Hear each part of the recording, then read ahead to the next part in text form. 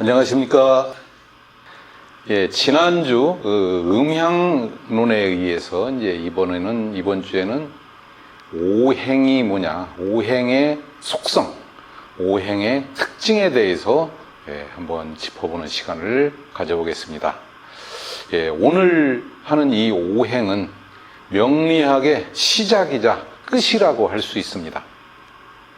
아주 중요한 내용이고 처음에서 배웠지만 끝까지 명리의 고수가 되기까지 이 이론에서 헤어날 수가 없어요. 벗어날 수가 없습니다. 너무 중요한 내용이기 때문에 오늘 하는 이 내용은 가급적이면 다 암기하고 숙지하시는 것이 좋을 듯합니다. 그러면 오늘은 오행에 대해서 강의하겠습니다. 우리 우주는 원래 무극이라는 상태에서 태극이라고 하는 우리 태극기 있잖아요. 태극이 형성이 됐어요. 이때를 우리는 카오스 시대라고 합니다. 즉 혼돈의 시대, 어떤 질서가 잡히지 않았던 시대. 그래서 어떤 우주의 본질을 얘기하는 이 시대에서 음과 양이 구분되어 나옵니다. 음이 무엇이냐, 양이 무엇인가. 그래서 음양에서 소양, 태양, 소음, 태음, 즉 우리 이재마 선생님께서 구체화하신 이 사상체질, 사상론이 나옵니다. 사상. 그래서 봄에 태어난 사람들은 소향에 가깝고 여름에 태어난 사람들은 태양에 가깝고 가을에 태어난 사람은 소음에 가깝고 겨울에 태어난 사람은 태음에 가까운 이런 특징들을 가지고 있습니다. 그래서 사상에서 다시 목, 화, 토, 금, 수라고 하는 상징적인 오행이 나옵니다. 목이 나무 목자를 쓴다고 해서 꼭 나무를 상징하는 아니고요.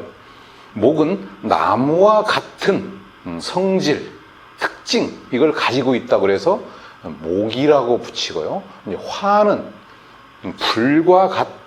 불이 아니고 불과 같다. 토는 토와 같은, 금은 금과 같은, 수는 수와 같은 특징, 속성들을 가지고 있다라고 해서 목, 화, 토, 금, 수 이 오행을 이렇게 붙였습니다. 그러면 오행에서 다시 나온 것이 천간과 지지라는 하늘과 땅, 천간과 지지라는 것으로 10천간, 12지지가 나옵니다. 그래서 목에 해당하는 천간은 갑이 있고요. 을이 있습니다. 화에 해당하는 천간은 병이 있고 정이 있어요. 토에 해당하는 10천간은 무토가 있고 기토가 있어요. 금에 해당하는 천간은 경금이 있고 신금이 있습니다.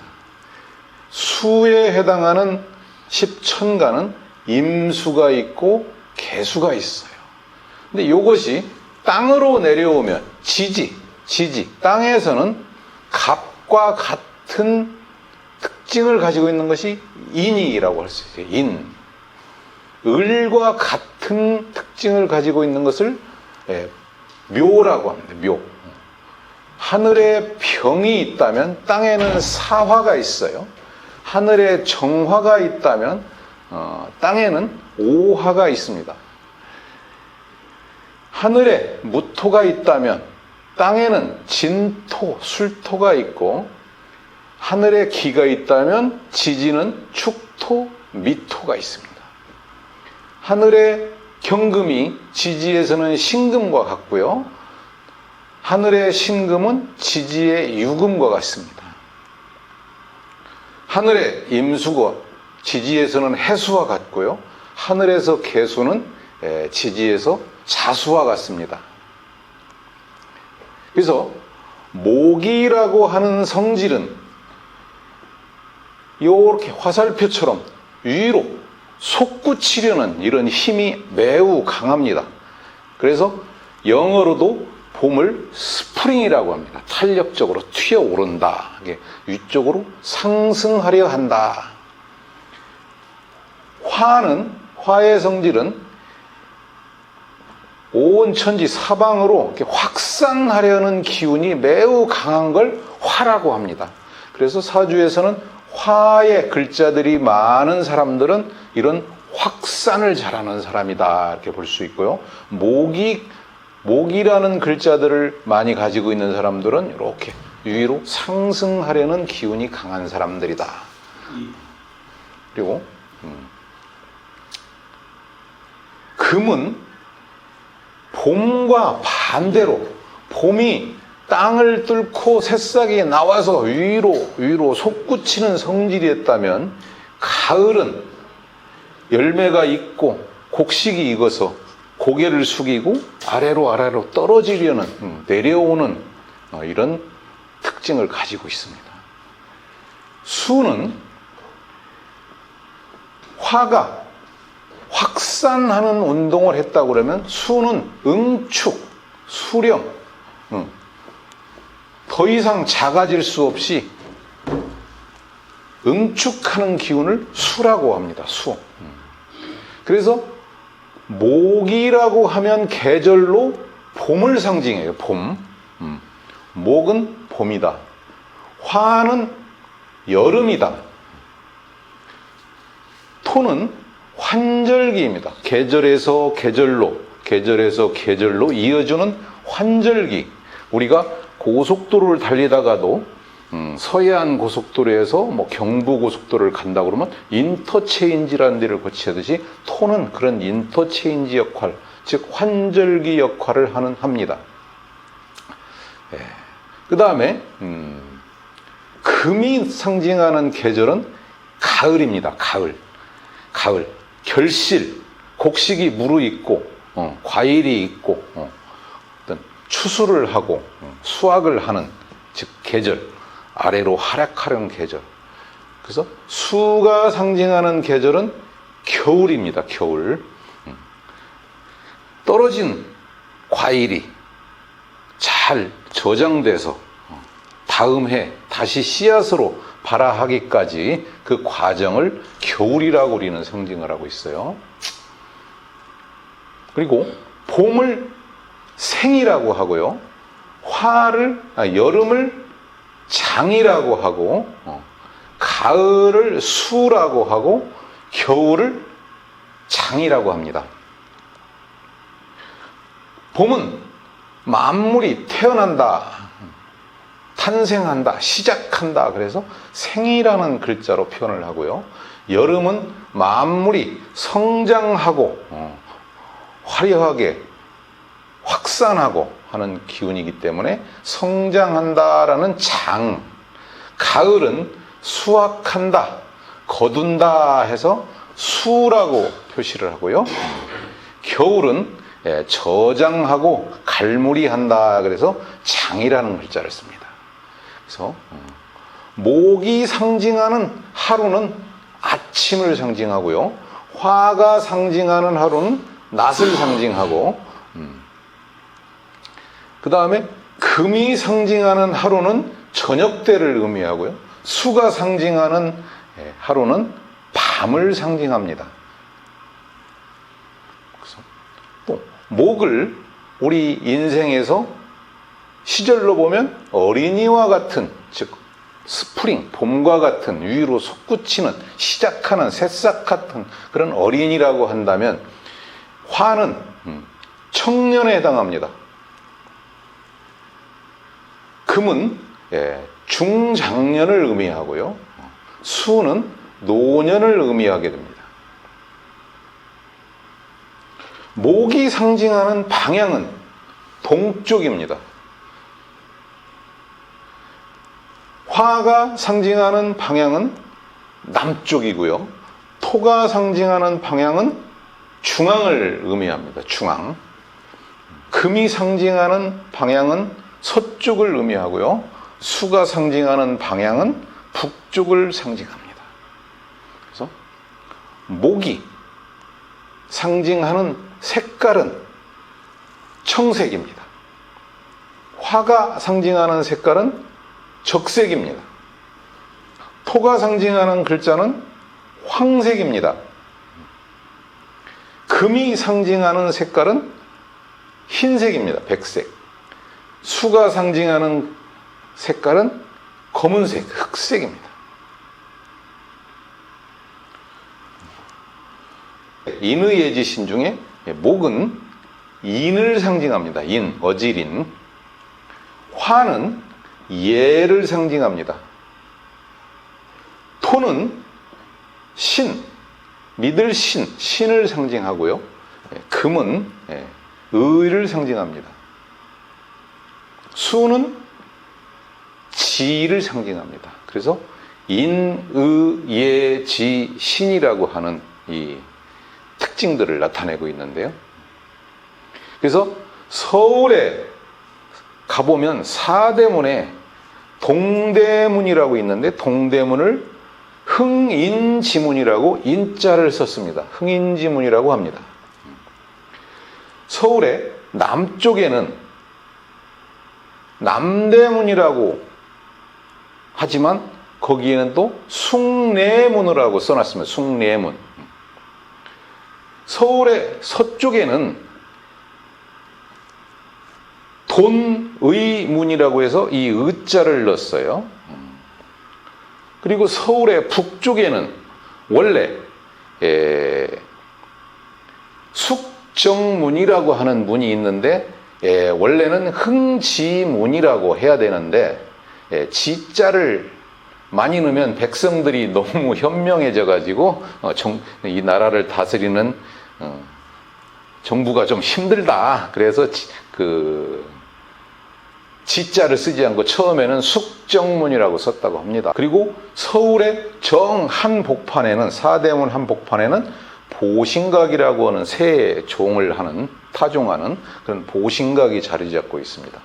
그래서 우리는 이제 인간의 5가지 덕이 인, 예, 신, 의, 지라고 있는데 우리가 이제 가끔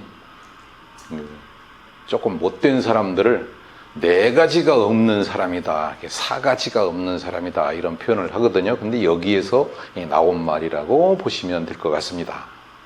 그리고 봄이 상징하는 이 목은 습을 상징하고요. 화가 상징하는 이 여름이 상징하는 것은 난, 뜨겁다, 덥다, 따뜻하다. 그 다음에 금이 상징하는 이 가을은 조하다, 건조하다, 건조. 수가 상징하는 이 겨울은 한, 차갑다, 춥다, 이런 것, 이제 한을 상징합니다. 그래서 사주에서도 이런 한난조석, 즉 목, 화, 토, 금, 수의 어떤 오행들이 많느냐 적느냐에 따라서 사주가 좀 한하기도 하고 난하기도 하고 조하기도 하고 습하기도 하다고 이제 얘기를 합니다. 그리고 이 목이 상징하는 것은 목은 곡직이라고 합니다. 곡자는 굽었다는 것이고요. 직은 직선, 굽지 않았다는 것이에요. 즉 갑이라고 하는 목은 뭔가를 향해서 올라가는 직선 운동을 하는 반면에 을이라고 하는 것은 나무로 얘기하면은 작은 가지나 이파리, 꽃잎 이런 것들을 상징하는 것이 을이라고 보면 되겠습니다. 그래서 갑과 을이 갑은 직 운동을 하고 을은 곡 운동을 한다. 즉 칡농쿨이나 이런 덩굴식물 뭐 이런 것들은 가는 길이 막히면 돌아서 가는 이런 굽이굽이 자기 몸을 굽힌다 해서 이제 곡이라고 합니다. 그리고 화, 여름이 상징하는 이 화, 염상이라고 합니다. 즉 불꽃이 위로 막 솟구쳐 올라간다. 이게 불이 막 타오르는 모양, 그런 모양을 염상이라고 합니다. 염상. 토가 상징하는 것은 가색이라고 합니다. 가색. 우리가 집안에 있는 밭이나 논 뭐 이런 데 곡식을 심고 채소를 심고 길러서 먹잖아요. 이제 그런 것을 가색, 기르고 가꾼다. 금은 종혁이라고 합니다. 종혁. 따를 종자에 이제 가죽 격자인데요. 따르고 개혁한다. 그래서 의의를 상징하는데,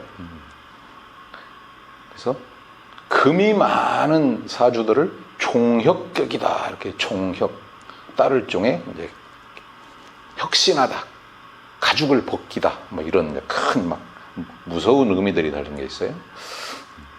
수가 상징하는 이 겨울, 수는 윤하라고 합니다. 윤하.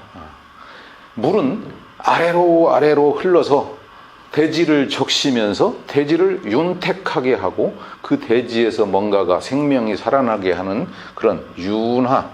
수가 많은 사람들은 그런 특징을 가지고 있다고 합니다. 윤하. 그래서 오행으로 목이 상징하는 우리 인체의 오장육부라고 하잖아요. 오장육부. 오장, 육부. 그래서 목은 우리 인체에서 간과 탐, 즉 간과 쓸개를 상징합니다. 그래서 목에 문제가 있어, 목이 없거나 목이 약하거나 목이 과다하거나 이런 목에 특징이 있는 사람들은 우리 인체에서는 간이나 쓸개 쪽에서 문제가 발생한다고 얘기를 합니다. 화가 사주에서 너무 발달되거나 너무 발달되지 않아도 문제가 되는데, 화가 상징하는 것은 우리 인체에서 심장과 소장을 상징합니다. 심장, 소장. 토가 상징하는 우리 오장육부는 비장, 우리가 췌장이라고 하죠. 비장. 그 다음에 위, 우리가 비위가 상한다. 위. 그래서 소화기관, 비위를 상징합니다. 비장, 위장. 금이 상징하는 오장육부는 폐, 대장, 즉 호흡기를 상징합니다. 그래서 금이 너무 많거나 너무 적거나 하는 사람들은 폐 쪽, 대장 쪽, 즉 호흡기, 기관지, 코, 비염 이런 쪽에 이제 문제가 좀 나타나겠죠. 그리고 수의 기운이, 사주팔자 중에 수의 기운이 너무 과대하거나 너무 과소하면, 즉 너무 많거나 너무 적으면 우리 인체 오장육부 중에는 신장과 방광 쪽, 남성들은 뭐 전립선 쪽, 이런 생식기 쪽에 좀 문제가 온다, 이렇게 얘기를 합니다. 그래서 사주에서 8글자 중에 목이 발달된 사람들은 대부분 교육계에 많이 종사를 하게 되더라. 화가 발달된 사람은 문화계, 예술계, 즉 자신의 끼를 드러내고 확산시키는, 사회적으로 그런 문화예술계에 종사를 많이 한다. 토가 많은 사람들은 대부분이 종교계에 많이 종사를 하게 되는 특징을 가지고 있습니다.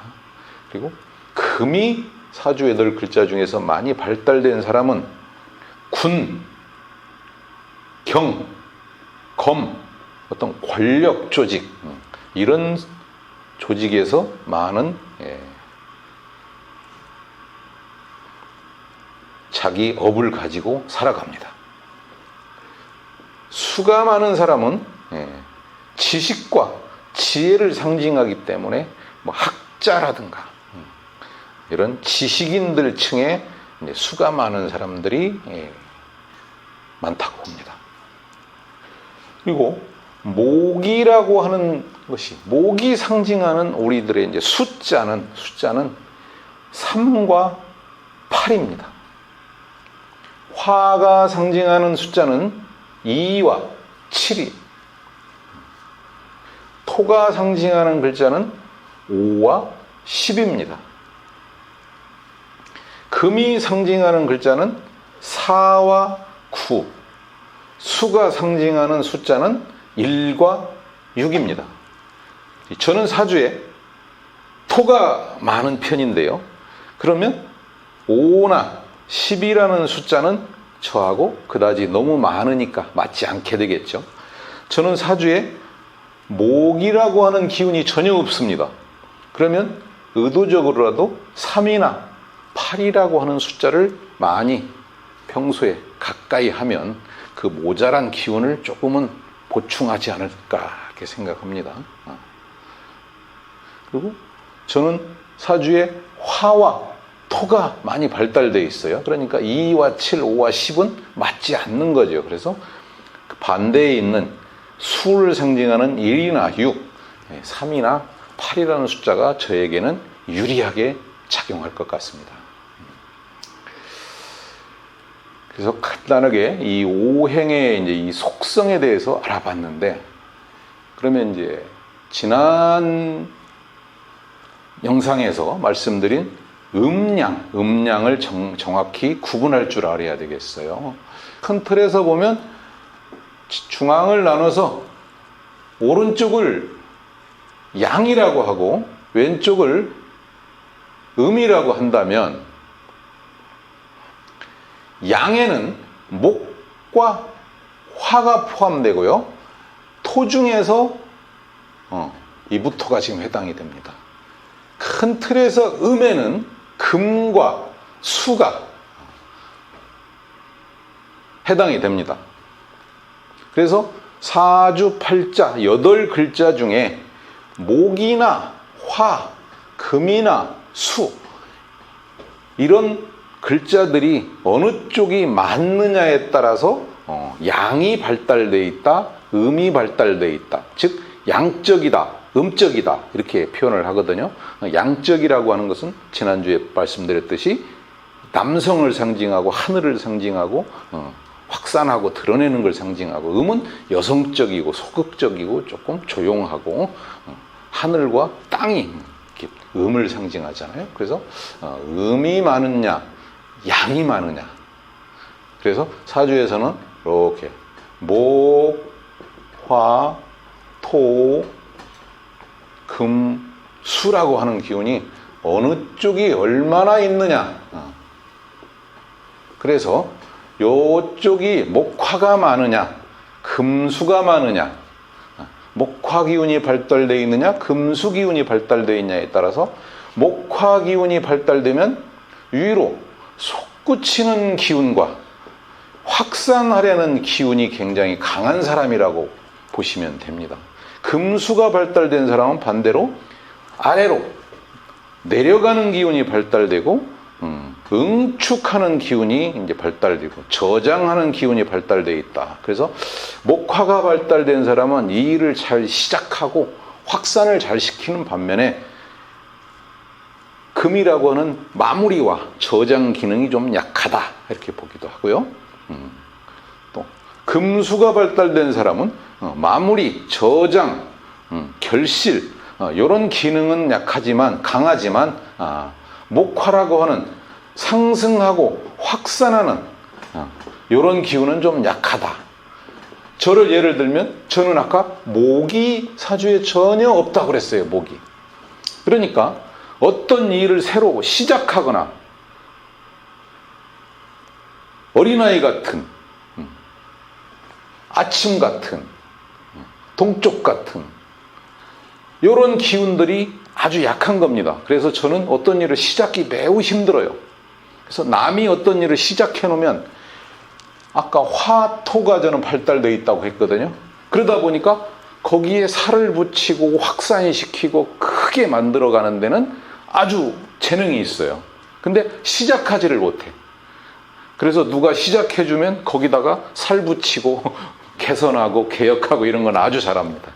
그런 특징들을 목화토금수라고 하는, 즉 토는 중앙에 있기 때문에 이쪽에도 양에도 음에도 치우치지 않으려고 하는 이런 성질이 강하거든요. 그래서 우리에서 여기서는 신이라고 하는 믿을 신자를 썼거든요. 믿음. 즉 토가 발달된 사람들은 신용이 있고 중후하고 믿음이 있고 양과 음을 잘 중재하고 교류하고 이런 중재 역할을 아주 잘합니다. 토가 발달되는 사람들은. 목이 발달된 사람은 말씀드렸듯이 시작하고 상승하고 막 솟구치고 드러내고 하려는 성질이 굉장히 강한 거죠. 화가 발달된 사람들은 목이 드러낸 것을 더 확산시키고 더 막 크게 만들고 이렇게 확산하는 기운이 매우 강한 사람들입니다. 그래서 오늘 배우는 이것만 잘 숙지를 하셔도 사주의 절반을 봅니다. 금은 가을을 상징한다고 그랬잖아요. 의를 상징하고 가을을 상징하고 거두는 거, 거둬들이는 걸 상징한다. 그래서 금이 발달된 사람들은 의리가 매우 강합니다. 의리. 그래서 직업도 아까 군, 검, 경, 권력계 이런 직업 쪽에 많이 종사를 한다고 말씀드렸어요. 그래서 금은 의인데 가을이 되면 이 나무도 너무나 슬기로워 현명해. 그래서 봄, 여름에는 땅 속에 있는 양분과 물을 한없이 나무 속에서 뿜어 올려가지고 가지를 만들고 잎새를 만들고 꽃을 피우고 열매를 맺는데 막 씁니다. 그러나 가을이 되면 그 운동을 서서히 줄여가면서 이제 겨울에 대비해서 더 이상 필요치 않은 물을 뽑아 올리지를 않아. 그러다 보니까 낙엽이 색깔이 바뀌어요. 봄에는 푸른색에서 가을이 되면 노란색, 붉은색으로. 왜? 물이 더 이상 안 올라오기 때문에. 그러나 왜 이 금이 그런 운동을 하느냐? 가을에 겨울을 대비하지 않으면 겨울은 춥고 얼어붙을 건데 내가 많은 물을 가지고 있으면 얼어 죽을 게 뻔하기 때문에 필요치 않은 것은 다 버립니다. 낙엽도 과일도 모든 것을 버려요. 그래서 최소한의 물기만을 간직한 채 겨울을 나고 다시 봄이 되면 강한 물을 흡입하는 이런 운동을 합니다. 그래서 자연에게서 우리는 이 사주를 배워야 된다고 생각을 합니다.